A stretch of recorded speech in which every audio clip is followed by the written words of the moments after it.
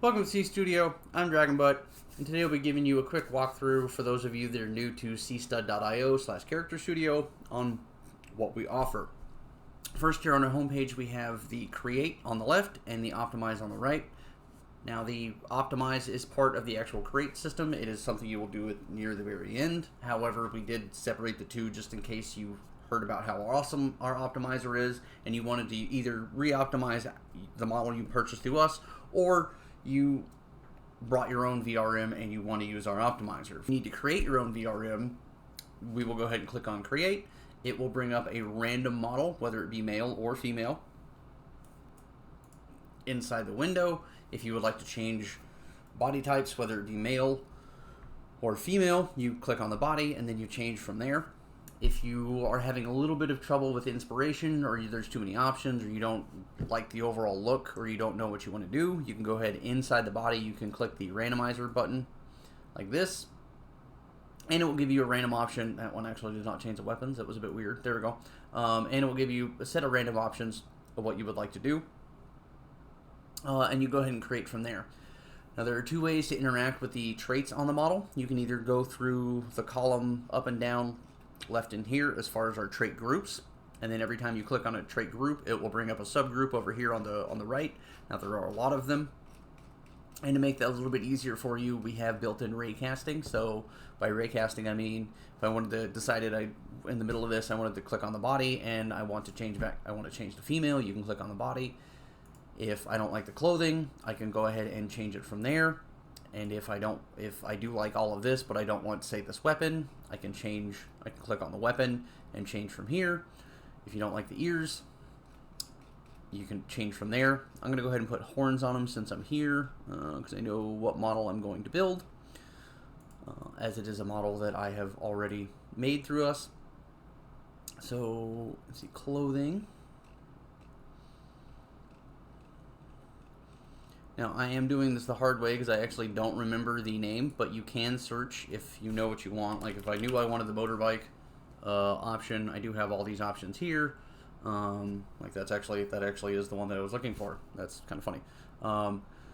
So for all of these traits except for body and clothing, which is the top two, I'll go ahead and click on this weapon. If I don't like the placement of this weapon, you can click on the advanced options here, and you can change where in the global position this will render for your model. Now, some of you notice that the XYZ isn't like it is in CAD or Blender, and this is using WebGL / Unity XYZ planes, so it's not the X and Z. We are looking at the X and Y this way. So for everyone that's used to the Z being up and down, this is actually, it's the Y and the Z are flipped, but no real issue. And if you can't seem to, for whatever reason, you've accidentally moved the wrong trait and you don't know how to get back to 0, you can go ahead and click on whatever trait it was, like say over the club. So that club, and it will render it back at 0. So if you move it around too much and you can't get it right back where it was, you can go ahead and do it that way too. We will have a reset button soon, but as of right this moment, we don't. If you have your own VRM trait that you would like to upload, I recommend going to a trait that at least you would want it near. So like if you were trying to upload a head accessory, you would probably want to click on the head and upload it from there. Now it will take the place of that trait if I wanted to, and you can also move the traits you've uploaded through our 3D transform tool as well. You can also do that there. I'm going to go with spears for the model itself. I'm going to take these spears. We'll go with these. Actually, yeah, it's those are the ones I'm looking for. The ones without the hue casting. There we go. So these, and then that. That's what we're looking for. Alright, and then you can move the hex color up here while you're working with it on each one if you're trying to get a good view. I'm going to dial this in just a little bit so that it's just missing the hoodie, and then go down here and the movement just a bit, and then yep, like that. Alright, so from there I'm going to change the hair a bit go down and get something that looks a little bit more like Inuyasha and docks my age, and I'm misclicking and dragging. There we go. I do kind of like them through the hair. And then if for whatever reason, like let's say this clothing, you had something that was, like if you wanted to make it very purple, and you were getting a little bit unable to tell between the background and the actual trait that you're trying to make, you can go up here into the settings and you can click on the night mode, and it will give you a different contrast so that you have can more easily decide if you like this trait or actually even see the trait. I do know that it can actually bleed through with the artificial light. So this culling down here is something that will be its own video. It will be pretty in-depth as it is kind of its own thing. But let's see if I can go in here. Whoop. All right. It's not letting me do it.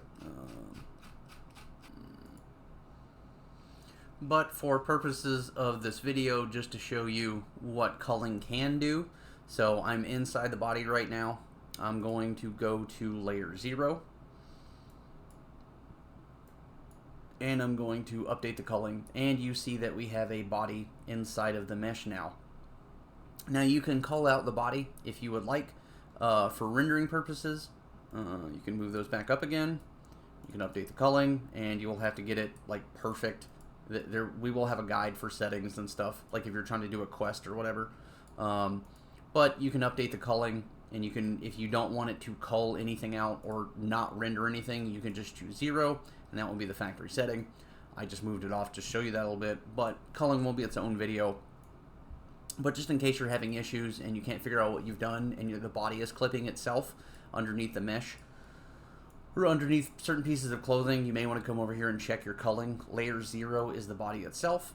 But enough of that. We're done building this particular model, and we will go ahead and go to the next one. Also, we have a bunch of real quick. We have a bunch of animations that I briefly touched on earlier before, but I'm going to go ahead and go over to the optimizer, which is you'll click next over here, and now you're at the optimizer screen. So at the optimizer screen, we are taking all of the individual VRM traits, and your machine, so everything is done locally, is actually assembling the process and running the code and making this VRM.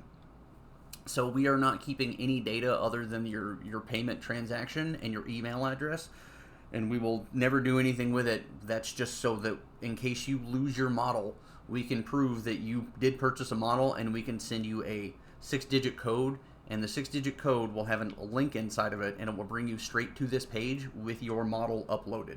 We will never sell your data or do anything with it because everything is done locally. The only thing we see is the transaction ID and and the email that we send the code to. That's all we see. So inside the optimizer, it's going to look like this your first time, and you have to, if you have any questions, you can always click on the icons here for the information icon. I'm sorry. Now the atlas, a lot of people get confused about this. Now what the shader is and what standard and Mtune is. Standard is nothing more than the standard and Mtune shader is really nothing more than the palette of colors that are applied to the texture map for your model. And then two-sided material is for two-sided material, like when I was on the inside of the model earlier and I changed the culling for the body. You saw that there was an inside material, like there was rendering actual color in there.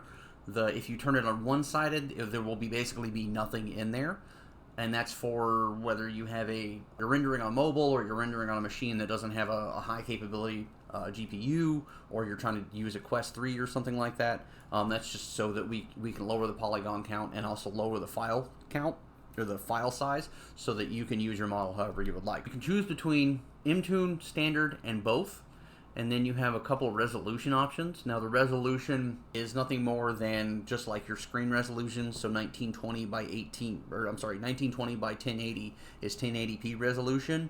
These are square resolutions because your UV map is a square, your texture map is a square, and you are choosing the resolution of that square. So the higher the resolution of the texture map, the bigger your file size will be, and the more detailed this will end up looking. So I'm going to go ahead and choose 4K on both. I'm going to choose two-sided, and I'm going to turn the KTX compression off. Now the KTX compression and the culling will be in the same video to explain things.